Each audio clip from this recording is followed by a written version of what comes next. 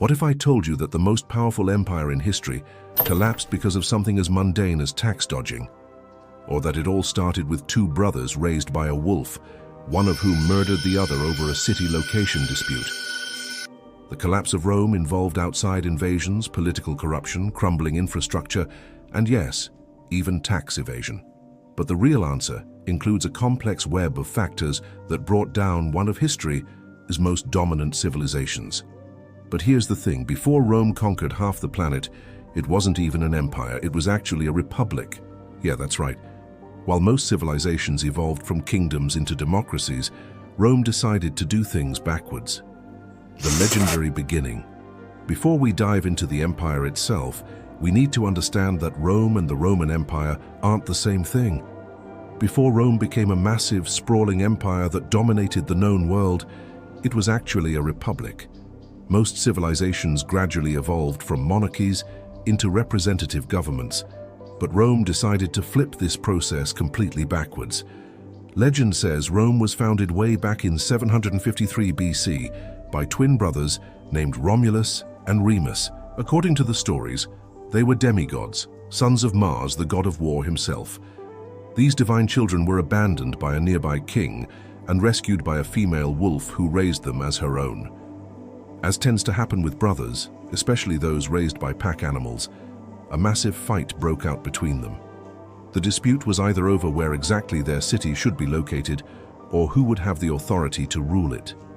Unlike typical sibling rivalries, though, this one ended with Romulus straight up murdering Remus, securing soul power and giving the city his name. But there's another version of this origin story that's equally dramatic. A woman named Roma was traveling with Aeneas and other survivors from the destruction of Troy. When their group reached the Tiber River, Roma absolutely refused to go any further on their journey. To make her point crystal clear to the men in the group, she and the other women burned every single ship they had, forcing everyone to stay in the Rome area, whether they wanted to or not. Now, assuming it's pretty unlikely that two demigods raised by a wolf actually founded a city, and considering that the aftermath of the Trojan War remains historically unclear, there's a strong possibility these stories are complete fabrications, but they've become part of the powerful myths and legends that surround Rome's origins. What we actually know from archaeological records is that Rome was founded around 625 BC, most likely starting as a small trading center, positioned strategically on the banks of the Tiber River. Over time, it developed into a proper city. So how and why did this transformation happen? The areas where the town was located were called Etruria and Latium at the time. Citizens were organized into multiple separate villages throughout the region. One theory suggests these villages unified specifically to defend themselves against an invasion by their neighboring Etruscans. A competing theory flips this completely, suggesting that the Etruscan invasion was actually successful, and it was this conquest that consolidated all these scattered villages into the unified city we know as Rome. Here's the thing about events from 625 BC. It's incredibly difficult to find reliable sources who can give you definitive answers about what actually took place that far back in history. Regardless of which specific event brought these villages together into a larger unified settlement, historical records clearly show massive upheaval and unification happening around 600 BC. By this point, Rome had definitely moved up in the world from its humble origins as a simple trading center. As Rome was establishing itself and finding its identity, much like most college students figuring out their major, the city underwent several significant changes in how it governed itself. From its founding until 510 BC, Rome was firmly entrenched in what historians call its period of kings, meaning it had established itself as a full monarchy. At least 7 different rulers oversaw the city during this extended period. These kings came from royal bloodlines left behind by preceding civilizations, most notably from Etruscan, Sabine, and Latin royal families. Unlike most monarchies throughout history, the succession of Rome's 7 kings wasn't hereditary. In an early nod to the democratic foundations that would eventually enable Rome's transition into a republic, these kings were actually elected by the Senate. After the legendary first king Romulus, son of a wolf and the god of war, who admittedly would have been a tough act to follow, Numa Pompilius took over leadership.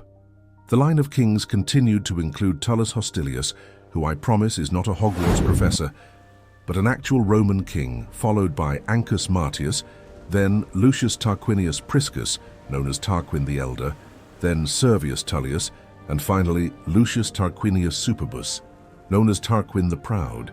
This last king, or Rex as the Romans referred to their rulers at the time, was apparently much less beloved than any of his predecessors. Historians have found substantial evidence indicating that his rule was widely regarded as tyrannical, with the Roman public largely turning against him. This situation reached a boiling point when Lucius Superbus's son allegedly sexually assaulted a well-liked noblewoman named Lucretia. Roman residents and nobles alike reacted with absolute rage and demanded that both Lucius Superbus and his son be removed from power immediately. Eventually, the king was overthrown in a popular uprising, and Rome made its historic transition into a republic. The word republic itself derives from the Latin phrase res publica, meaning property of the people. If you've ever suffered through SAT prep, you'll recognize this as just one of countless words based on Latin roots that probably kept you up at night studying vocabulary. This transition to republican government wasn't completely out of nowhere. Some recognition of people's rights had already existed under the monarchy. Rome had actually established its own constitution during the first monarchical period, laying groundwork for more representative government. The republic takes shape. After establishing itself as a republic, the city began to prosper dramatically. Rome expanded its borders through strategic military conquests, leveled up its economy and production of goods significantly, and increased trade relationships with neighboring civilizations. However, this wasn't exactly the fair and balanced representative government you might be picturing, at least not initially. Roman society was rigidly divided into two distinct classes, patricians and plebeians. Patricians were members of wealthy, established Roman families, and they held an exclusive monopoly on power. Only patricians could hold elected office or serve in religious positions. So instead of being ruled by the people at large as the name republic might suggest, Romans were now governed by senators and knights, meaning the upper classes continued to hold all meaningful power. This made Rome completely different from the republics that exist in the modern world. Occasionally, if the upper classes felt circumstances warranted it, they could nominate a dictator to guide them through times of crisis. But for the most part, this rule by patricians persisted for centuries. However, this system wasn't maintained solely through the famous Roman Senate. Although the Senate existed and held significant influence, it wasn't actually the formal lawmaking body of the Republic. Senate members were also appointed rather than elected, an important distinction from today's legislative bodies. The powerful patrician members of the Senate held enormous sway in Roman society and exercised this influence over Rome is actual law-making groups to ensure outcomes favorable to their interests. The patricians looked down on the other segment of society, the plebeians, and consistently enacted laws primarily for their own benefit. However, the plebeians, justifiably discontent with this state of affairs, continuously struggled to gain more control and representation within the government of the Roman Republic. From the start of the Republic in 509 BC until 494 BC, the Senate persisted as the dominant governing force within the state under the leadership of two consuls. This changed when the plebeians organized what was essentially a massive strike to assume some political power. In a victory for both labor organizing and democratic movements everywhere, the strike actually worked. This successful plebeian revolt led to the establishment of several new legislative bodies, specifically created to give more power to common people. These governmental bodies were divided as follows. The Comitia Centuriata passed laws, made critical decisions regarding acts of war, and elected consuls, censors, and praetors. The Concilium Plebis started as a ruling body specifically representing plebeian interests, but it eventually expanded its scope of power to make decrees that applied to all people in Rome, including the patricians themselves. The Comitia Tributa was responsible for electing minor officials and generally handled more local governmental matters, dispensing justice by enacting fines rather than criminal sentences. It was open to all Roman citizens, or at least those who were free adult males, which was the standard qualification for citizenship in most ancient societies. The two consuls who commanded this entire system held authority over both the Roman military and oversaw the Senate powers, not unlike those held by the current President of the United States. However, unlike the former Roman monarchs, these consuls had substantial limitations placed on their power. First, they could only serve for 1 year, leaving them with limited time to accumulate and wield political influence. Second, there were additional magistrate positions within the Roman Republic that also held decision-making authority, creating a system of checks and balances that kept the consuls from becoming too dominant. To further strengthen the Republic and establish clear rule of law, Romans decided to codify many new legal principles during this period.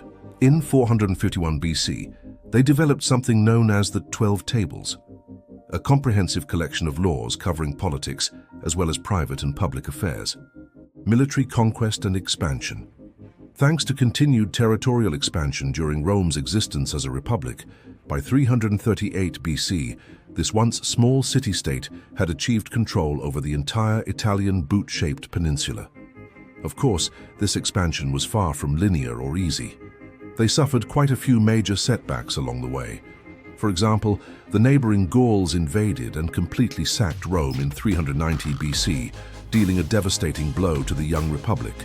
However, the resilient Romans managed to rebuild from this destruction and then systematically take control of all of Italy under the brilliant military leadership of Camillus, who became a revered commander. Further massive expansion occurred during the Punic Wars, which lasted from 264 BC to 146 BC and were fought between the growing power of Rome and the established empire of Carthage. At this time, Carthage was an incredibly impressive and powerful city-state located on the northern coast of Africa, approximately where modern-day Tunisia sits today. Carthage controlled significant trade routes and possessed formidable military capabilities. There were 3 separate Punic Wars fought over this extended period. After winning the first 2 wars, Rome had expanded its control to encompass the entire western Mediterranean region, including the strategically important territories of Spain and the island of Sicily. During these conflicts, they also managed to defeat one of the greatest generals and military tacticians in all of human history, the legendary Hannibal. Though Hannibal continued to rule Carthage for some time after being defeated by Roman forces, his financial and tax reforms, which were enacted specifically to pay back the massive war debt imposed by Rome, made him extremely unpopular with his own people. Eventually, Hannibal fled eastward all the way to the court of Bithynia, in what is now modern-day Turkey. There he was betrayed and his location revealed to Roman authorities. Rather than face capture and likely execution, he chose to poison himself.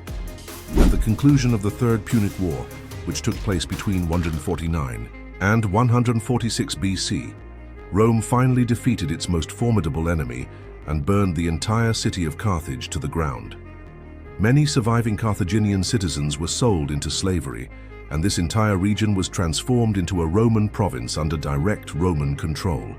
Simultaneously, Rome was also expanding eastward, successfully defeating the once mighty kingdom of Macedonia during the Macedonian Wars. This occurred roughly 200 years after Alexander the Great had overseen his own kingdom as rapid territorial expansion across much of the known world. Beyond the increased territory and economic advantages that acquiring these provinces through military victory provided to Rome, these conquests also helped develop Roman society and culture as a whole. As you might notice if you've ever walked through any Italian city today, Rome adopted quite a lot of architectural, religious, and artistic elements from the Greeks and successfully integrated them into Roman society. The entire Greek pantheon of gods was given new Roman names and transformed into a Roman pantheon. Roman literature received an incredible boost by translating many classic Greek texts into Latin. The philosophical writings of great Greek thinkers heavily influenced Roman intellectual development and philosophical thinking going forward as well. Perhaps this cultural integration was a significant part of the reason for Rome's relative success compared to other ancient civilizations. Instead of solely concentrating on burning their captured cities to the ground, Although they certainly did that sometimes too, they also systematically acquired knowledge, art, and new perspectives from the civilizations they conquered. By this point in history, the Roman military had developed into an absolutely formidable fighting force. This military might, combined with continuous territorial expansion, clearly marked Rome as the premier power in the Mediterranean Sea region, which was one of the ancient world's most important centers of economic activity and trade. However, it appears that the Roman Republic may have expanded too rapidly for its own political good. The Republic began to fall apart from internal pressures, leading to serious political instability and eventually devastating civil wars. Growing discontent led to social turmoil, attempted political reforms, and coup attempts as inequality spread throughout Roman society. This was largely due to wealthy landowners using their extensive resources and political power to push small farmers off public land that had traditionally been available for common use. The wealthy patrician class also used their considerable influence to exert pressure directly on the government, so the Senate increasingly ended up working primarily in their favor, effectively reversing many of the earlier political gains that plebeians had achieved in Roman society. Disagreements among political leaders led to hostile factions forming within the government structure. Some factions supporting the plebeians, others backing the patricians, and still others throwing their support behind military leaders. Gaius Marius, a successful military commander, became consul in 107 BC and managed to rule for several consecutive terms, acting more like an authoritarian warlord than a traditional republican leader. This approach made him numerous powerful enemies throughout the Roman political establishment, and by 91 BC he faced serious challenges to his power, including from General Sulla. Taking advantage of an existing Roman tradition that allowed dictators to be elected occasionally during times of crisis, the upper class elected L. Cornelius Sulla as dictator in 82 BC. Despite holding the position of dictator with virtually unlimited power, Sulla surprisingly chose to step down voluntarily in 79 BC. However, the Roman state's growing reliance on strong authoritarian rulers during times of political trouble clearly marked the beginning of the transition from republic to empire. Many Romans had become deeply dissatisfied with the status quo and wanted fundamental changes to their government. Some took the path of working within the existing system to try to course-correct the increasingly problematic direction of the Roman Republic. This included reformist leaders like the Gracchus brothers, Tiberius and Gaius, who enacted several important social reforms during the period from 133 BC to 122 BC, specifically designed to help the poorest and most vulnerable members of Roman society. Unfortunately, both brothers were assassinated for their reform efforts, which seemingly discouraged other politicians from attempting to help the poor and downtrodden. Others chose a more violent approach to achieving political change. In the 1st century, BC Roman Senator Lucius Catiline, along with a large group of Romans who fought for the poor and oppressed and had become incredibly frustrated with the current state of Roman society, developed a detailed plan to completely overthrow the government. Catiline was about to execute this plan when he was discovered by Marcus Cicero, a famous Roman orator and politician, who exposed the entire conspiracy to the Senate. After his failed insurrection attempt, an army of the Roman Republic pursued Catiline and his followers into Gaul, where they killed him and most of his supporters. The Republic had become incredibly unstable and was constantly embroiled in destructive civil wars. This fostered further movement towards strong, dictatorial leadership, and eventually all of this political chaos came to a head with one man who would change everything: Julius Caesar. Caesar assumed power in 60 BC and had an incredibly ambitious vision for transforming Rome into a true empire. He sought to conquer huge territories of mainland Europe, far beyond the Mediterranean countries and coastal regions that the Republic had previously controlled. He began venturing north into previously unconquered territory, and by 51 BC had successfully taken over Celtic Gaul. In addition to the power and prestige this conquest provided, it also gave him access to significant wealth, as he could now exploit Gaul's natural resources and enslave its people. Though Rome hadn't yet fully transformed into an empire, since the Senate still technically existed, the senators' actual power was becoming significantly weaker. This power shift was best demonstrated when the Senate ordered Caesar to abandon his conquests in Gaul and return to Rome. And Caesar responded by completely ignoring their commands and continuing to do exactly what he had planned to do anyway. While maintaining immense popularity with the Roman public thanks to his successful military campaigns and his popular writings about travel and politics, Caesar continued to anger other senators and former political allies, creating dangerous instability in Roman politics. This growing political tension was a major factor in his eventual assassination in 44 BC. Over 60 conspirators, many of them high-ranking political officials, gathered together on March 15th, now forever known as the Ides of March, and stabbed Caesar 23 times during what was supposed to be a routine meeting of the Senate. If the assassins believed that killing the headstrong Caesar would solve their political problems and help them regain some of their lost power, they could not have been more catastrophically wrong. Caesar's death would only accelerate Rome's transformation from republic to empire, setting the stage for even more dramatic changes ahead. The conspirators had expected Rome to thank them for removing their dictator.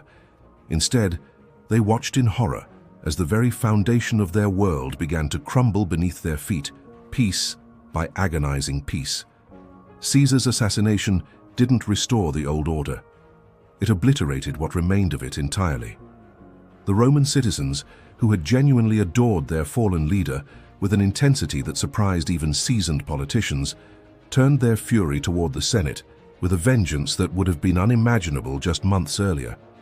These wealthy, disconnected aristocrats had never been particularly beloved by the common people, but now they found themselves facing something far worse than mere unpopularity. They had become the targets of raw, unfiltered rage that threatened to consume everything in its path. What followed was a cascade of civil wars that would reshape the ancient world forever, leaving scars that would influence politics and power for generations to come. But from this seemingly endless chaos emerged a figure who would prove even more transformative than Caesar himself, his grandnephew and adopted heir, a young man initially known as Gaius Julius Caesar Octavianus. Most people called him Octavian for simplicity's sake, though he would later choose a name that would echo through the corridors of history for millennia: Augustus Caesar. This wasn't just vanity or political posturing. It was a calculated tribute to the man who had changed his destiny forever, while simultaneously establishing his own legitimate claim to power. Initially, Octavian found himself sharing the immense responsibility of ruling Rome with Caesar's former lieutenant and close friend, Mark Antony. Not the Latin crooner you might be thinking of, but a seasoned Roman general whose political maneuvering was every bit as sharp as his military tactics. Together, they attempted to honor Caesar's complex legacy while navigating the increasingly treacherous waters of Roman politics, where a single misstep could mean death. But power, as history repeatedly and brutally demonstrates, rarely enjoys being shared for extended periods. The partnership between these two ambitious men was always destined to be temporary. When Mark Antony met his dramatic death during Rome's conquest of Egypt, a campaign that would become the stuff of legend and inspire countless stories for centuries to come, Augustus found himself standing alone at the pinnacle of Roman authority. In that pivotal moment, he achieved something his adoptive father had only dreamed of. He became Rome's first official emperor, transforming the crumbling republic into an empire that would dominate the known world. What happened next defied every expectation that Romans had developed about their leaders over the previous decades of chaos. Augustus didn't rule for a few turbulent years before meeting the violent end that seemed to be every Roman leader's inevitable fate. Instead, his reign stretched across an extraordinary 41 years, creating what historians would later recognize as a golden age that seemed almost miraculous after decades of relentless bloodshed and uncertainty. This remarkable period earned a name that still resonates powerfully today: Pax Romana, the Roman peace. It was an era so fundamentally transformative that it changed what people expected from their government, their leaders, and their daily lives. Before Augustus seized control and imposed order through strength and wisdom, the Roman Republic had been trapped in a seemingly endless cycle of crisis, instability, and violence that left ordinary citizens exhausted and desperate for any kind of meaningful change. People had grown weary of constantly wondering whether their city would be torn apart by the next political conflict or civil war, whether their families would be safe, whether their businesses would survive the next round of political upheaval. So when Augustus offered them genuine stability, even if it came at the price of accepting a permanent ruler who would hold power for life, they embraced it with relief that bordered on profound gratitude. But Augustus was far too shrewd and politically astute to simply declare himself emperor and hope for the best. Instead of focusing primarily on expanding Roman territories through endless conquest like so many rulers before him, he chose a radically different approach that would prove far more effective in the long term. He traveled personally throughout his vast domains, methodically crushing revolts with decisive force, while simultaneously fostering peaceful relationships with the diverse peoples Rome had previously subjugated through raw military might. This wasn't mere political theater or empty gestures designed to win temporary approval. Augustus understood something that many rulers throughout history have failed to grasp: that an empire built solely on fear and oppression was an empire destined to collapse under the crushing weight of its own brutality and resentment. While he worked tirelessly to secure the borders and establish lasting peace in the provinces, Augustus turned his considerable attention to the far more complex challenge of creating lasting prosperity and stability within Rome itself. During the extended period of Pax Romana, he implemented sweeping social reforms that revealed his comprehensive vision of what Roman society should become under imperial rule.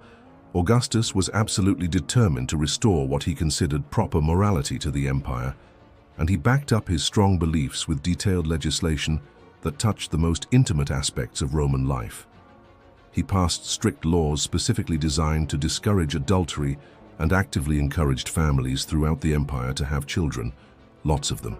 Families blessed with 3 or more offspring found themselves frequently rewarded by the state with various benefits and privileges, with additional bonus points awarded if those children happened to be boys, reflecting the traditional Roman preference for male heirs. This might seem surprisingly conservative and restrictive, coming from an empire we often imagine as decadently permissive and indulgent, but Augustus was playing a much longer game than most rulers ever bothered to consider. He understood that social stability required more than just military might.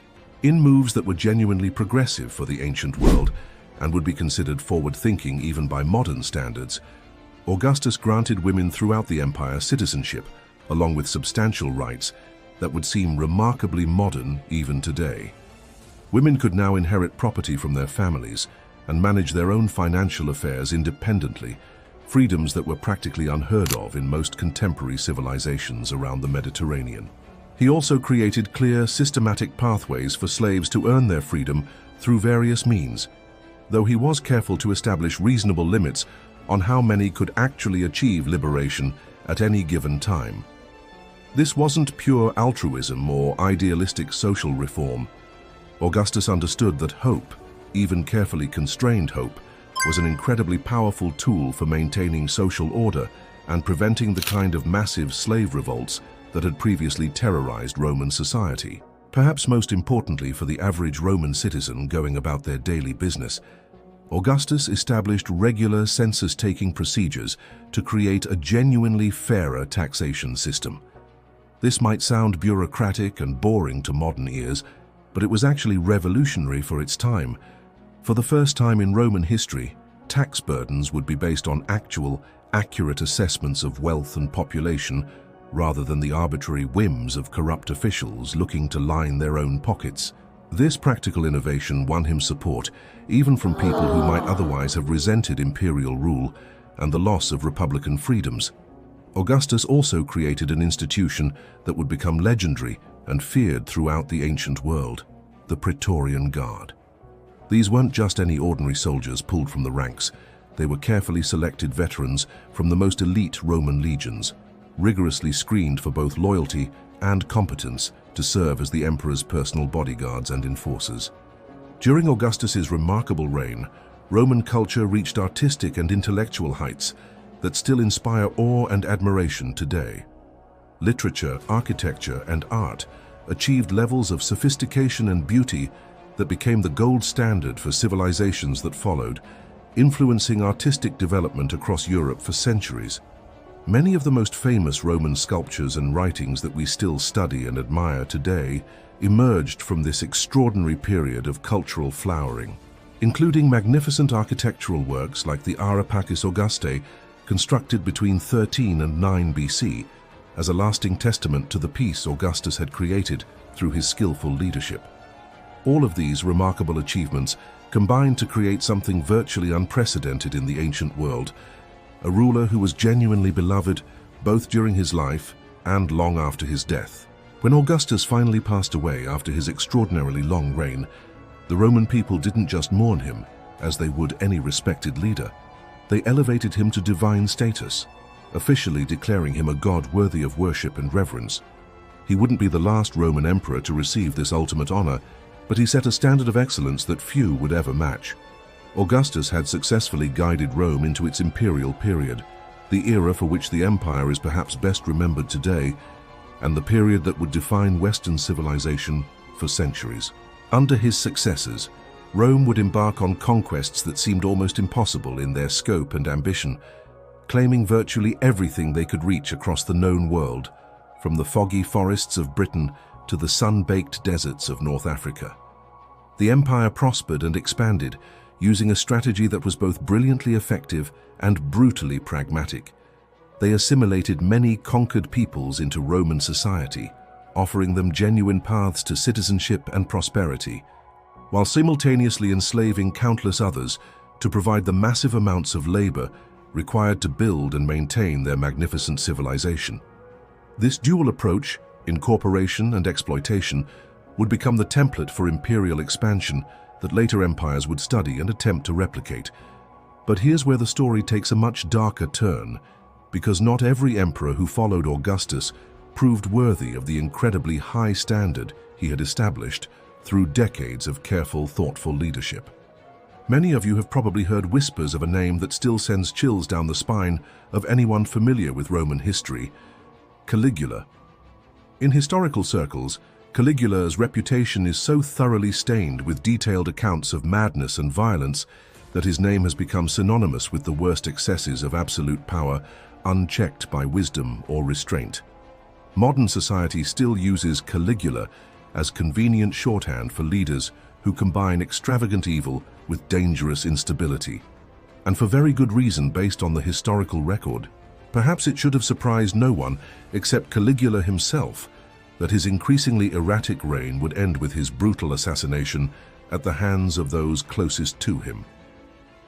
Caligula had developed a particularly unfortunate habit of sending several members of the patrician class to their deaths on conspiracy charges, whether those accusations were actually merited or simply the product of his growing paranoia.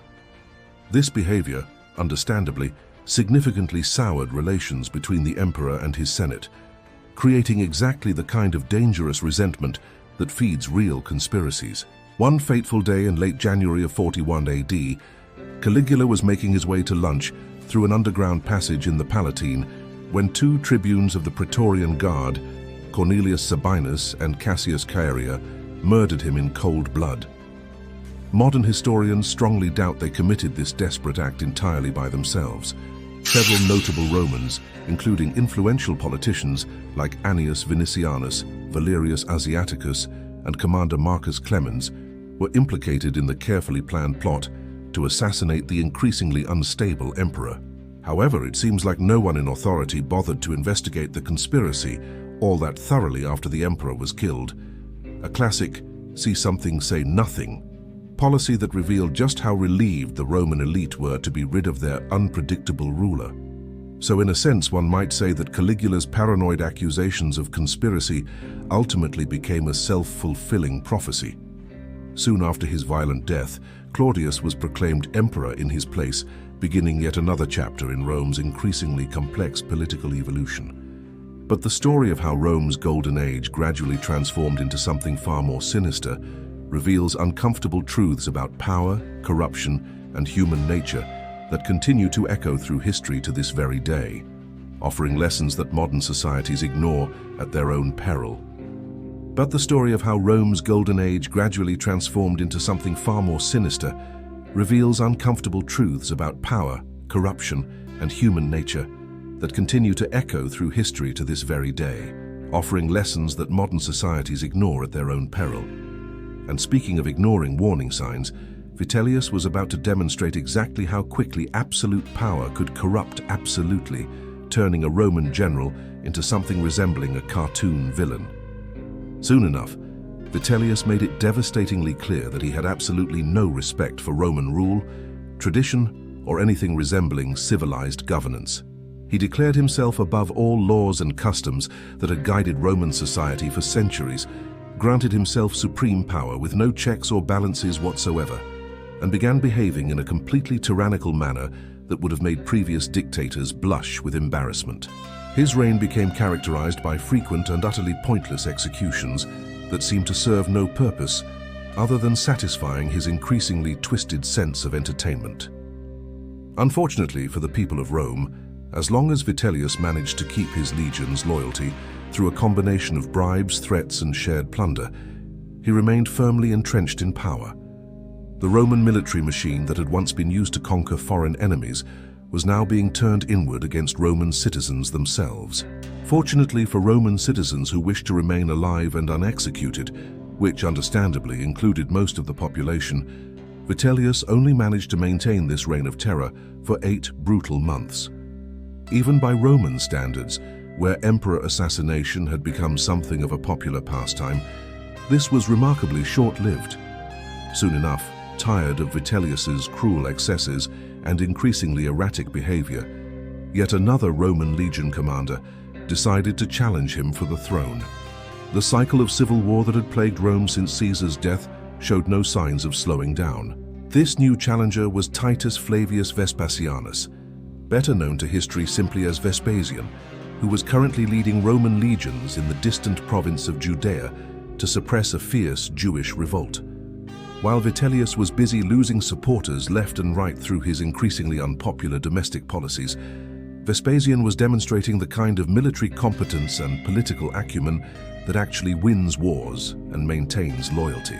Vespasian's legions, along with those stationed in Syria and Alexandria, declared him emperor and swore solemn oaths to fight for him against the tyrant currently occupying Rome.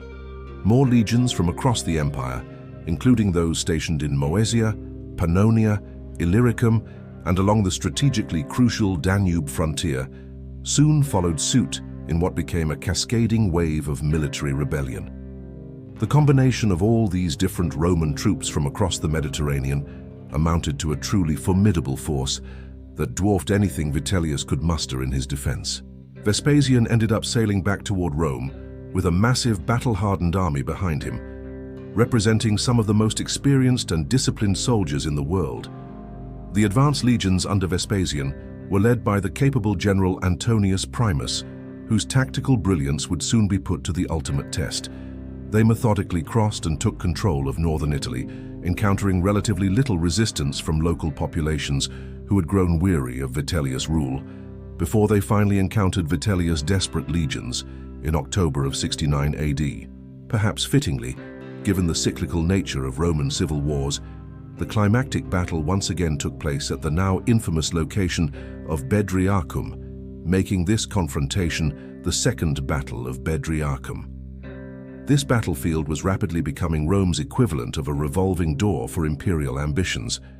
Men on both sides fought with desperate ferocity through the long day and into the equally brutal night, resulting in catastrophic losses that would have shocked even seasoned veterans of Rome's foreign wars. The carnage was so intense that it seemed as though the very gods of war were demanding an unprecedented sacrifice. As the story goes, a small and seemingly ridiculous misunderstanding ended up guaranteeing victory for Vespasian's forces in a way that no military strategist could have possibly predicted or planned. One of the elite legions under Primus had come from Syria, where, after years stationed on the ground in that sun-baked eastern province, the men had naturally picked up some local customs and religious practices. One of these foreign traditions was the practice of saluting the rising sun at dawn as part of their daily routine, a harmless bit of cultural adaptation that would prove to have enormous consequences. After fiercely battling through a long and incredibly bloody night with both sides pushed to the absolute limits of human endurance, and perhaps not thinking with the clearest of minds due to exhaustion and trauma, Vitellius's beleaguered forces witnessed this sunrise salute and drew a catastrophically wrong conclusion. They became convinced that Primus's men were actually saluting incoming reinforcements arriving on the battlefield to tip the balance decisively against them. Already exhausted beyond measure, badly injured from hours of brutal combat, and now plunged into a state of complete despair at the prospect of facing fresh enemy troops, Vitellius's legions broke ranks and fled the battle in panicked chaos. Vespasian's disciplined troops pursued them relentlessly all the way back to Rome itself, turning what might have been an orderly retreat into a complete rout. Even after Primus's and Vespasian's victorious troops entered the Eternal City in December, finally bringing the civil war to Rome's very doorstep, Vitellius' remaining legions refused to accept defeat and still tried to mount one final desperate last-ditch resistance effort within the city walls. They trapped the incoming enemy forces in the narrow, winding streets of the Roman capital, using the ancient city's confusing layout to their tactical advantage, and began hurling deadly objects, including heavy roof tiles that could crush a man's skull, from the surrounding rooftops in a desperate attempt to kill the invaders through urban warfare.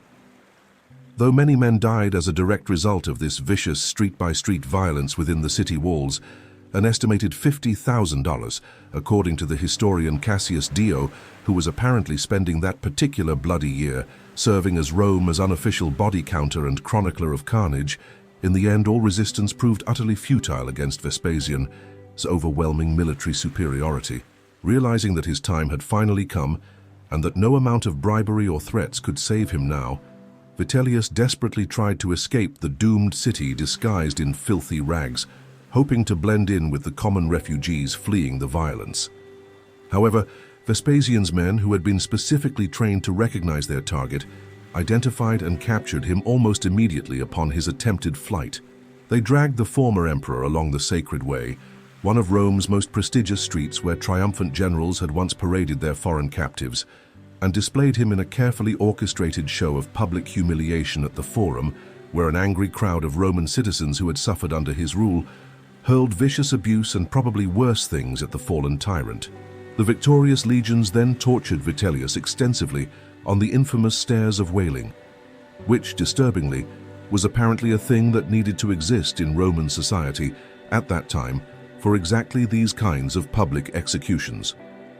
After thoroughly satisfying their desire for vengeance, they dragged him through the streets of Rome yet again, this time using a hook instead of a noose like they had the first time, apparently just for a bit of creative variety in their methods of humiliation. Finally, they threw his battered corpse into the Tiber River, but not before severing his head and parading it through the city as a trophy and warning to future would-be tyrants. The symbolism was unmistakable. This is what happens to those who abuse the trust of the Roman people. We truly cannot emphasize enough how much the Romans really, genuinely hated Vitellius and everything he represented.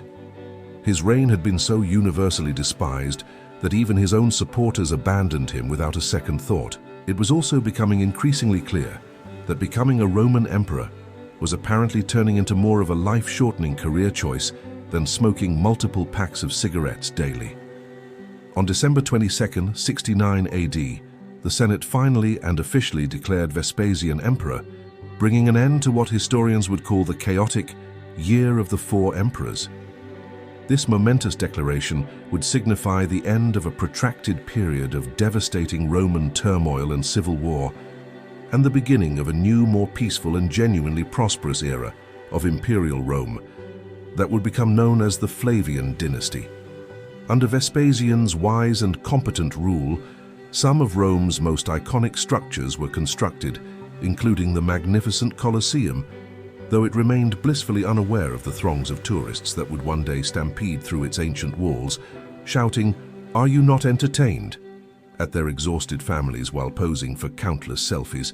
Vespasian proved to be an intelligent ruler, and an exceptionally skilled politician, making absolutely sure to restore not only the rule of law that Vitellius had completely disregarded and trampled underfoot, but also to carefully balance the needs and interests of both the common people of Rome and the crucial elite class whose support any emperor needed to survive. He fully restored the traditional power and dignity of the Senate, which had been reduced to little more than a rubber stamp under previous rulers, and enacted several comprehensive reforms specifically focused on public welfare and the general improvement of Roman society. These weren't just token gestures. They represented genuine attempts to address the systemic problems that had led to the recent chaos.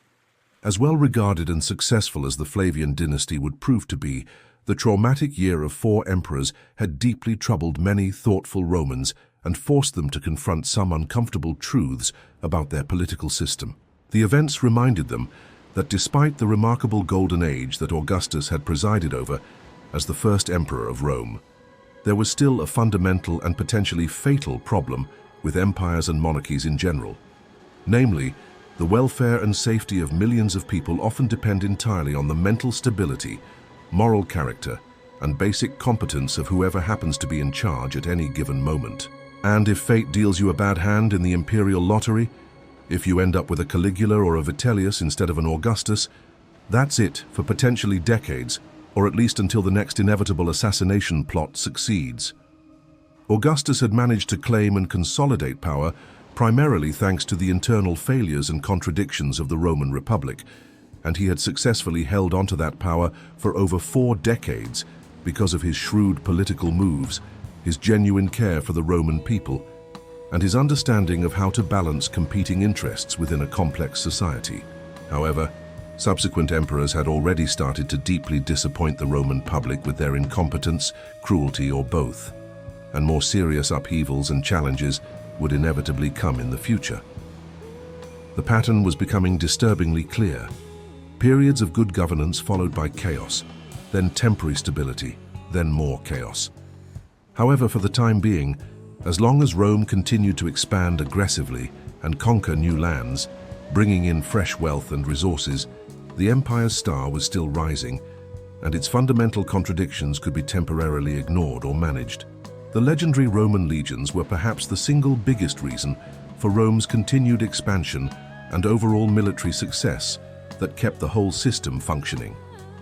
Known throughout the ancient world for their incredible discipline, superior training, and tactical flexibility, the professional armies of the Roman Republic had intelligently moved away from the classic military formation used by their neighboring civilization, the rigid Greek phalanx.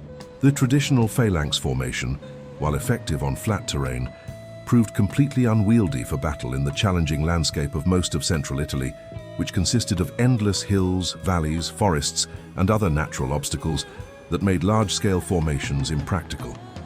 Instead, the innovative Roman legions were composed of relatively small but highly effective infantry units known as maniples, each designed for maximum flexibility and adaptability in varied terrain. Each maniple contained exactly 120 men, arranged in 12 files and 10 ranks, creating a perfect balance of offensive power and defensive capability.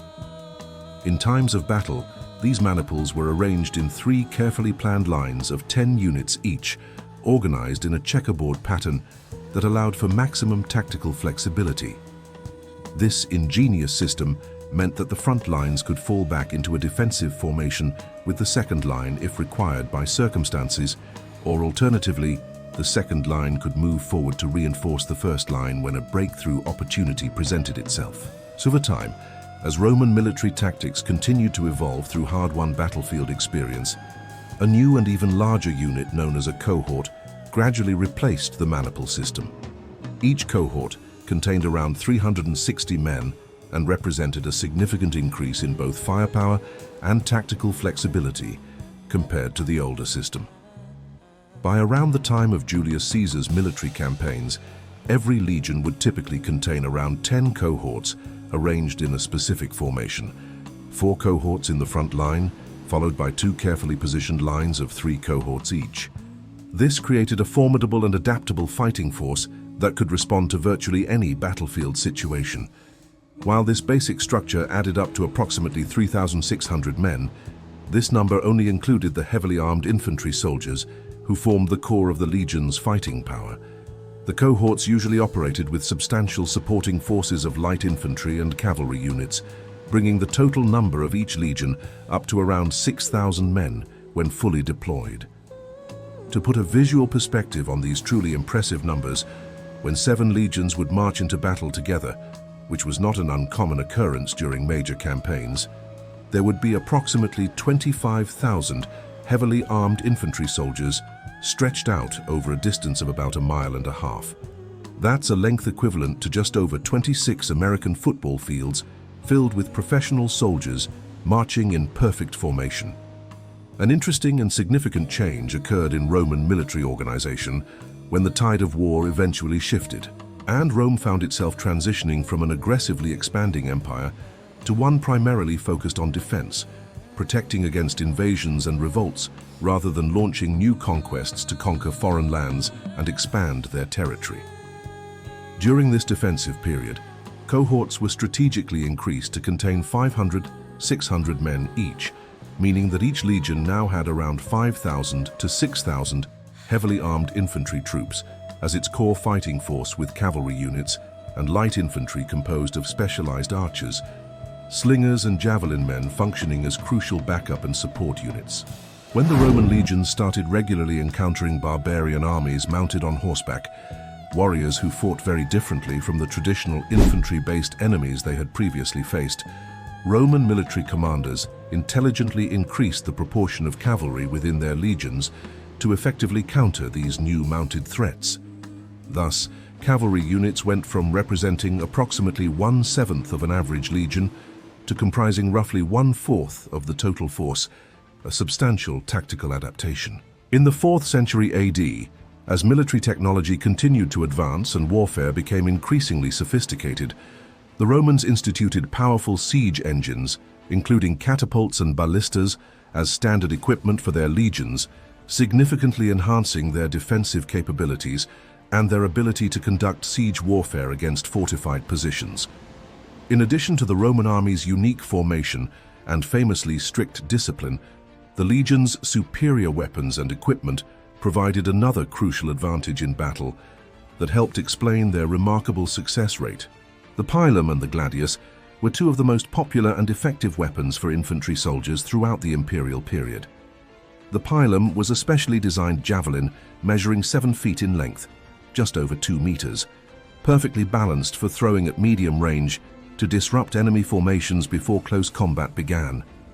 The gladius was a type of short sword approximately 20 inches, 50 centimeters long, specifically designed for the brutal close-quarters combat that characterized most ancient battles. These weapons, used in combination with superior training and tactics, enabled Roman soldiers to excel both in hand-to-hand combat situations and in fighting at a distance with their javelins, giving them tremendous versatility on the battlefield compared to enemies who specialized in only one type of combat. In addition to their offensive capabilities, the Romans possessed remarkably strong defensive equipment that helped protect their soldiers and reduce casualties during battles. Essential items like metal helmets, large shields, and cuirasses, breastplates and backplates fastened together and specifically designed to protect the torso from sword strikes and arrow wounds, significantly reduced the amount of damage Roman soldiers sustained to the head and body during combat. Roman technological advancements helped not only on the battlefield where they faced foreign enemies, but also in the peaceful development and administration of their civilization during times of relative stability. One of the most significant and lasting contributions of the Roman Empire to world civilization was the rapid development of sophisticated engineering practices that would influence construction techniques for centuries to come. Even today, nearly 2,000 years later, ancient Roman aqueducts still survive and function in parts of Italy and throughout the former Roman territories, testament to the incredible skill of Roman engineers. The Romans built sophisticated underground sewage systems throughout their major cities, enabling not only a primitive but effective form of plumbing to exist, but also dramatically improving their urban areas' general hygiene and cleanliness standards. Instead of waste being left on the streets to create disease and unpleasant living conditions, it flowed safely underground through carefully engineered channels that carried it away from populated areas. Part of what enabled these remarkable Roman engineering marvels to be constructed and to survive for millennia was the revolutionary development of cement and concrete as primary building materials. The combination of such durable materials with superior engineering knowledge created structures that have literally stood the test of time, which explains much of the reason for the widespread prevalence of impressive Roman ruins throughout the modern world today. By far one of the greatest achievements of the Romans, and one that helped not only their military expeditions and conquest campaigns, but also enabled the impressive development of their extensive trade routes and economic networks, was the legendary Roman road system that connected every corner of their vast empire. Two of the most famous roads, the Via Appia and Via Egnatia, enabled the efficient exchange of goods, people and information between Rome and Brindisi and between Rome and Constantinople, present-day Istanbul. These weren't just dirt paths, but engineered highways built to last for centuries. You can still find substantial remnants of the famous Appian Way in Italy today, and Egnatia Odos, translated from Greek as Egnatia Street, still runs through the major Greek city of Thessaloniki, serving modern traffic nearly 2 millennia after its original construction. As the Roman Empire grew to encompass vast territories across 3 continents, this extensive and well-maintained road system helped keep the disparate parts of this grand civilization connected and functioning as a unified whole. This infrastructure helped maintain the precariously large Roman Empire across enormous distances, as did the sophisticated taxation system that funded the entire operation. When Rome conquered a new territory through military force, a significant portion of the residents of the region would typically become Roman citizens with both rights and responsibilities, and would be taxed accordingly as part of the imperial system. In addition to newly obtained local resources like gold, silver, agricultural products, and other valuable materials, this steady increase in the tax base helped continuously grow the empire's wealth and fund further expansion. At its absolute peak in 117 AD under the Emperor Trajan, the Roman Empire encompassed vast portions of the northern African coast, all of Asia Minor, and most of Europe, creating the largest empire the world had ever seen. This meant that the lands directly controlled by Rome stretched from the Atlantic coast in the west all the way to the Euphrates River in the east, with the northernmost borders of the empire extending deep into Britain. However, the seeds of Rome's eventual undoing had already been planted during this period of maximum expansion, though few Romans recognized the warning signs at the time. The precariousness of the imperial throne, demonstrated so dramatically during the year of 4 emperors, the empire's dangerous reliance on continuous imperial conquests for wealth and forced labor, the enormous logistical challenges associated with ruling such a massive geographical area, as well as the persistent class divisions that had plagued Roman society since its very beginning, all these factors were starting to combine into an increasingly toxic mixture. With the Roman Empire stretched so incredibly wide across 3 continents, it was also stretched incredibly thin in terms of actual control and administration. No matter how well the Roman road systems worked to facilitate communication and transport, there were no commercial aircraft or video conferencing technology to enable effective oversight of such an enormous empire spanning thousands of miles. Once Roman expansion finally stopped, in some cases because they had literally reached the end of a landmass and had nowhere else to go, in others because they encountered enemies too powerful to conquer, 2 major and interconnected problems materialized that would prove impossible to solve. First and most critically, Rome had always relied heavily on its aggressive militaristic expansion to enslave a significant portion of each newly conquered population and used their forced labor to maintain infrastructure, build the empire's impressive engineering marvels, produce food and other necessities, and generally keep the entire complex system running smoothly. Once the empire became dangerously overextended and new conquests ground to a complete halt, the incoming supply of enslaved labor was halted as well, creating a labor shortage that would prove catastrophic. Though this development was undoubtedly excellent news to all the neighbors of the Roman Empire who wished to remain free, which included essentially everyone not already under Roman control, it started an era of steadily declining labor force within Rome itself. Second, the continuous acquisition of new territories and the resulting expansion of the tax base from conquered people who became citizens instead of slaves had continuously imported fresh wealth into the Roman Empire's treasury.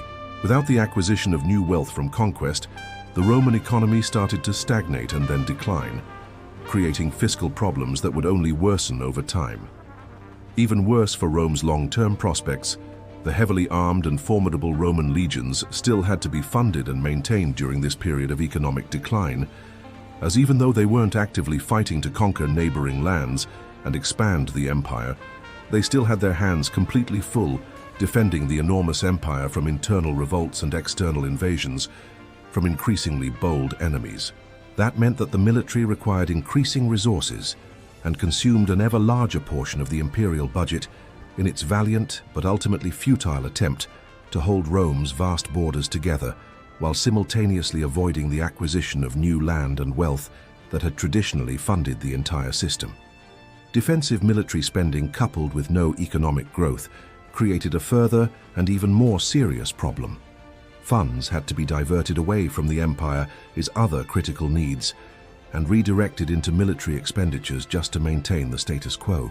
Rome's military overspending in its waning years went not only to paying soldiers' salaries and maintaining equipment, but also to funding massive engineering projects like Hadrian's Wall in Great Britain, which was meant to keep potential invaders away and alleviate some of the constant pressure on Roman soldiers to defend every mile of the frontier. However, this necessary military spending meant that maintaining the complex and advanced infrastructure built within Rome and throughout the empire became a secondary priority, and the empire's crucial irrigation systems, sewage networks and road systems, the very foundations of Roman civilization, started to slide into disrepair, creating a downward spiral that would prove impossible to reverse. The conspirators' fatal miscalculation would unleash consequences far beyond their wildest nightmares. What followed Caesar's assassination wasn't the return to republican virtue they'd dreamed of, but rather a spiral into chaos that would fundamentally reshape Roman civilization forever. The senators who had plunged their daggers into Caesar's body believed they were saving Rome from tyranny, but instead they had opened the floodgates to an era of unprecedented violence and instability that would make Caesar's rule look like a golden age of peace. As the empire continued its relentless expansion across continents reaching from the misty highlands of Britain to the sun-scorched deserts of North Africa, the administrative burden of maintaining order fell increasingly on the shoulders of ordinary Roman citizens through crushing, soul-destroying taxation. The imperial war machine had become a ravenous beast that demanded ever greater resources, forcing successive emperors to squeeze their population like grapes in a wine press, extracting every last drop of wealth from their subjects. This relentless financial pressure created a vicious, self-perpetuating cycle that would ultimately strangle the very foundation of Roman society. Imagine the psychological impact on families who had once proudly called themselves Roman citizens, who had once stood tall knowing they belonged to the greatest civilization the world had ever seen. Now, these same people cowered behind their doors when they heard the approaching footsteps of tax collectors, knowing that a single visit could destroy everything they had worked their entire lives to build. Picture this nightmare scenario. Hard-working Roman families, once proud members of a thriving, vibrant middle class that had formed the backbone of imperial society, suddenly found themselves unable to meet the emperor's ever-increasing demands for tribute. The tax collectors became as feared as barbarian invaders, appearing at doorsteps with ledgers and armed escorts, making demands that could bankrupt entire households overnight. Children watched their parents age decades in mere months as the stress of impossible financial obligations crushed their spirits. As more and more citizens defaulted on their crushing obligations, the mathematical reality became inescapable. The tax burden on those who remained grew exponentially heavier. It was a death spiral of epic proportions, where each family that fell into poverty meant that their neighbors would face even more impossible demands. Communities that had once celebrated festivals together now viewed each other with suspicion. wondering who would be the next to collapse under the weight of imperial greed. The wealthy elite, displaying the same cold, calculating, self-serving instincts that had driven them to murder Caesar in the Senate House, simply packed up their magnificent luxury villas with their priceless artwork, exotic slaves, and vast wine collections, fleeing like rats from a sinking ship to remote estates far beyond the reach of imperial tax collectors. These aristocrats, who had grown fat on the profits of empire, abandoned their civic responsibilities the moment those responsibilities became inconvenient. They left behind a hollowed-out urban core where desperation bred resentment like a festering wound, and where citizens who had once taken immense pride in their Roman identity, who had once boasted about their citizenship to foreigners, now saw their government as nothing more than an organized crime syndicate with better uniforms.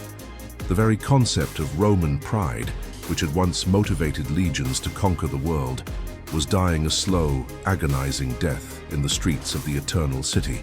Archaeological evidence reveals a fascinating and deeply troubling phenomenon from this period that speaks volumes about the psychological state of the empire. Coin hoarding became absolutely epidemic throughout Roman territories. Ordinary Romans, sensing the approaching storm with the instincts of animals, before an earthquake began burying their life savings in secret underground caches, desperately hoping to protect their wealth from both rapacious tax collectors and the growing political instability that threatened to consume everything they held dear. These hidden treasures, discovered by archaeologists centuries later in fields and beneath ancient buildings, tell the heartbreaking story of an empire where trust in institutions had completely and utterly collapsed. Each buried coin represents a family's desperate hope that somehow, someday, they might retrieve their hidden wealth and rebuild their shattered lives. Most never got that chance, but the crushing economic crisis was merely one symptom of a much deeper, more fundamental disease eating away at the empire's soul. The political system itself had transformed into a blood-soaked game of musical chairs, where ascending to the purple robes of emperor was tantamount to signing your own death warrant in the most elaborate and public way imaginable. The very position that had once represented ultimate power, glory, and the favor of the gods had transformed into a cursed throne that consumed its occupants with terrifying, almost supernatural regularity. Every ambitious general and senator knew the statistics, yet the lure of absolute power continued to draw them like moths to a flame that would inevitably consume them. The imperial purple had become a death shroud, and yet men continued to kill for the privilege of wearing it. Then came the year 235 AD, marking the beginning of what historians would later call the crisis of the 3rd century. And trust me, it earned that ominous, foreboding title through sheer unrelenting horror that would make the bloodiest modern conflicts look like genteel disagreements. This wasn't just political instability. This was the complete breakdown of everything that had made Rome great for over 2 centuries. The tragedy began with a young man named Severus Alexander, who had assumed the imperial crown at the tender age of just 14 years old, an age when most modern teenagers are worried about homework and social media, not governing the largest empire in human history. Despite his youth and the enormous challenges he faced, his reign had actually brought relative peace and prosperity to the empire, a remarkable achievement that spoke to both his character and the capable advisors who surrounded him. Severus Alexander possessed all the qualities that should have made him an ideal ruler. He was thoughtful, compassionate, intelligent, and genuinely concerned about the welfare of his subjects. He implemented fair policies, tried to reduce corruption, and genuinely seemed to care about the common people of Rome. Unfortunately for him, and catastrophically for the empire, these were exactly the wrong characteristics for the brutal military crisis that was about to unfold like a nightmare made manifest. When the powerful Sasanian Empire, Rome's greatest rival in the east, launched devastating coordinated attacks on Roman territories starting in 231 AD, the young emperor faced his first major test. The Sasanians weren't content with minor border raids. They wanted to reclaim vast territories and humiliate Rome on the world stage. This was followed by wave after wave of Germanic tribal invasions between 234 and 235 AD, as barbarian groups sensed weakness and opportunity in the empire's struggles. These weren't isolated incidents, but rather a coordinated assault on Roman power from multiple directions simultaneously. It was as if the empire's enemies had been waiting for exactly this moment to strike, sensing that Rome was vulnerable in ways it had never been before. When Severus Alexander took personal command of the legions to face these threats, he proved to be a military disaster of truly epic proportions. His tactical decisions were not just poor, they were catastrophically inept, costing thousands of Roman lives and losing strategic positions that had been held for generations. Soldiers who had expected to follow a Caesar found themselves led by someone who seemed to have learned warfare from scrolls rather than experience. His troops, watching their emperor stumble through one tactical blunder after another while their comrades died for his mistakes, began to lose not just battles, but their fundamental respect for the man they were supposed to follow into death itself. These were hardened veterans who had fought across the empire, men who understood that leadership in war was about more than noble intentions. It required competence, decisiveness, and the ability to inspire confidence even in the face of impossible odds. Military discipline, the iron backbone of Roman power that had conquered the known world, began to crumble like ancient parchment exposed to flame. The legions that had once been unstoppable forces of nature, marching in perfect formation across continents, now resembled armed mobs led by a bewildered teenager who was clearly in over his head. The inevitable tragic end came in March 235 AD, when a brutal, ambitious soldier named Maximinus Thrax decided he'd had enough of watching Rome's military might be squandered by incompetent leadership. This was a man who had risen through the ranks through sheer violence and cunning, someone who understood that in the harsh world of military politics, strength was the only currency that mattered. Along with his fiercely loyal legion, soldiers who had followed him through countless battles and trusted him with their lives, he staged a carefully planned mutiny that culminated in the cold-blooded assassination of Severus Alexander. The young emperor, who had tried so hard to be a good ruler, died violently in a muddy field, his noble intentions meaning nothing to men who valued military competence above moral character. According to the twisted, blood-soaked logic of the time, this act of premeditated murder automatically made Maximinus the new emperor, a promotion method we definitely do not recommend for modern career advancement, though it had become disturbingly common in the later Roman Empire. What Maximinus had unknowingly triggered was nothing short of an imperial apocalypse that would reshape the Roman world forever. His bloody coup didn't just change leadership, it launched nearly 50 years of absolute unrelenting chaos that would make modern political scandals look like children's playground disputes. The assassination of Severus Alexander was like pulling the keystone from an arch. Everything that followed collapsed in a cascade of violence and betrayal. The empire became a grotesque carnival of death, where military strongmen emerged from every corner of the vast territories, each convinced that assassination was simply another tool of statecraft, no different from taxation or road building. Ambitious generals looked at Maximinus's success and thought, if he can murder his way to the throne, why can't I? This period became a horrifying game, where rulers died under mysterious circumstances, with such disturbing frequency that citizens probably could have made fortunes betting on imperial life expectancy if they had possessed any money left to wager after the crushing taxation. Disease swept through cities already weakened by constant warfare and administrative chaos, while revolts erupted like brushfires across the provinces as local populations lost all faith in central authority. Religious persecution, particularly targeting the growing Christian communities, reached savage new heights as desperate emperors sought convenient scapegoats for their obvious failures. When your empire is falling apart around you, it's apparently easier to blame religious minorities than to address the systematic problems destroying your civilization from within. Here's the most shocking, almost unbelievable statistic that perfectly captures the insanity of this period. More than 25 different men claimed the imperial throne during this nightmare half-century, and almost every single one met their end through assassination, murder, or violent death. Think about that for a moment. In less than 50 years, Rome went through more than 25 emperors, most of whom died violently.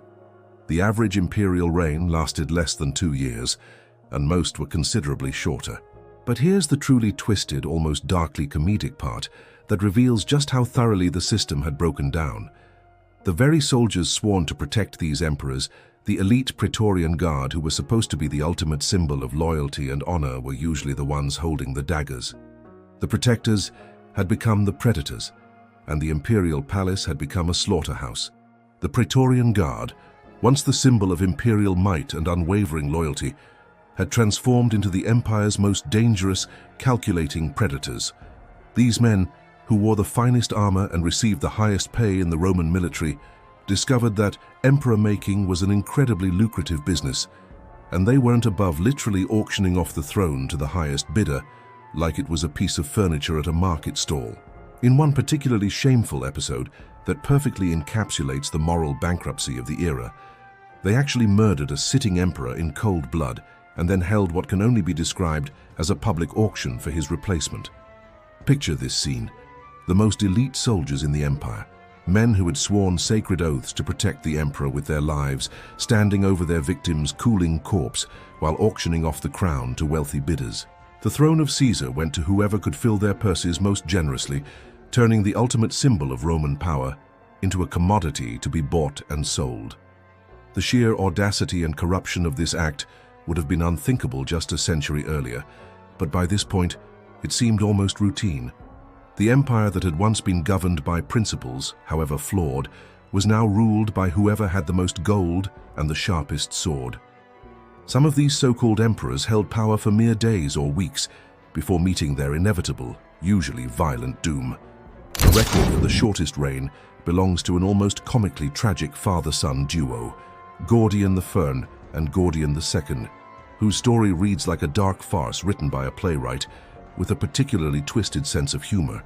In April 238 AD, this ambitious pair revolted against the brutal Maximinus and actually managed to gain official recognition from the Roman Senate, no small achievement in those chaotic times. For a brief, shining moment, it seemed like they might bring some stability to the empire. Their triumph lasted exactly 22 days, barely long enough for news of their elevation to spread throughout the empire.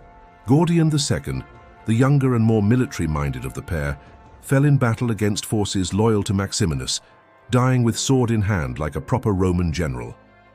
When the devastating news reached his 80-year-old father, Gordian I, the elderly man couldn't bear the overwhelming grief of losing his son and seeing their dreams of imperial glory die in a single afternoon. In despair, he took his own life, choosing death over the shame of defeat and the agony of loss. But in a twist worthy of the darkest comedy, Maximinus himself was brutally butchered by his own troops just 1 month later, his paranoid leadership style finally pushing his soldiers beyond their breaking point. The man who had defeated the Gordians didn't even get to enjoy his victory, making his triumph supremely hollow and meaningless. It was as if the empire had become cursed, consuming everyone who dared to reach for ultimate power. This era of madness, bloodshed, and chaos finally began to show signs of ending in 285 AD, when a brilliant, pragmatic general named Diocletian managed to seize power and, more importantly, actually hold onto it for longer than a few months. Diocletian was different from his predecessors. He was a strategic thinker who understood that the empire's problems required systematic solutions, not just military force.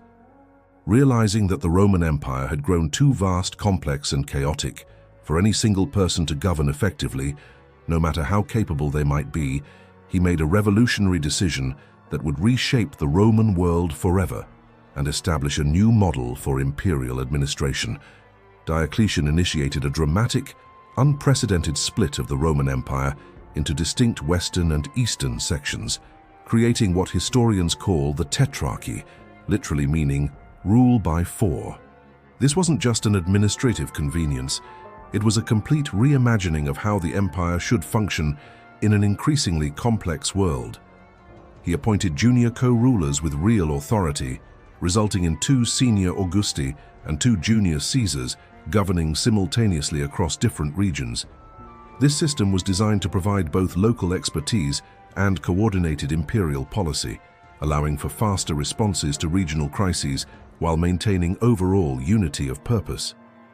Romans, with their typical flair for creating bureaucratic complications that would confuse future historians for centuries, recycled the names of former rulers as formal titles, creating an administrative puzzle that scholars are still untangling today. The title Caesar, once the personal name of a single ambitious general, became a rank that multiple people could hold simultaneously. Diocletian theoretically shared supreme power with Maximian, a trusted military colleague he promoted to Caesar in 285 AD and who had proven his loyalty through years of successful campaigns. However, in practice, Maximian always deferred to his patron's judgment and experience, understanding that their partnership worked best when roles were clearly defined. Perhaps Maximian's humble origins made him genuinely grateful for the unprecedented opportunity to share in ruling the greatest empire on earth, or perhaps he was simply intelligent enough to avoid challenging the man who had successfully tamed the chaos that had consumed so many others. Whatever his motivations, their partnership represented a rare example of successful power sharing in Roman history. Then in 305 AD, Diocletian accomplished something almost unprecedented in the blood-soaked annals of Roman imperial history. He voluntarily abdicated his throne without being murdered, overthrown, or dying of natural causes. This was virtually unheard of. Emperors typically left office feet first, either carried out on shields or in coffins. Feeling increasingly overwhelmed by the enormous, crushing burden of leadership, and perhaps sensing that his advancing age was affecting his judgment, Diocletian delivered an emotional, heartfelt farewell speech to his assembled officials and generals. In this address, he declared with genuine humility that the empire deserved a stronger, more vigorous ruler than he could continue to be, and that stepping down was his final service to Rome. Since Maximian was essentially Diocletian's junior partner in the tetrarchy system, he was compelled to abdicate as well, even though he may have felt capable of continuing. Both men probably hoped with sincere optimism that this peaceful, orderly transition would usher in a new era of stability and continued prosperity, finally breaking the cycle of violence that had plagued the empire for decades. Instead, their well-intentioned departure plunged the empire straight back into vicious civil war, proving once again that even the best intentions and most careful planning could lead to catastrophic consequences in the volatile, unpredictable world of imperial Roman politics. The power vacuum they left behind was immediately filled by ambitious generals and politicians who had been waiting for exactly this opportunity. But from this renewed chaos and bloodshed, one extraordinary man would emerge who would not only survive the political maelstrom, but transform it into something entirely new. His name was Constantine, and his remarkable story would prove that sometimes the greatest changes in human history come from the most unexpected sources and the most unlikely circumstances.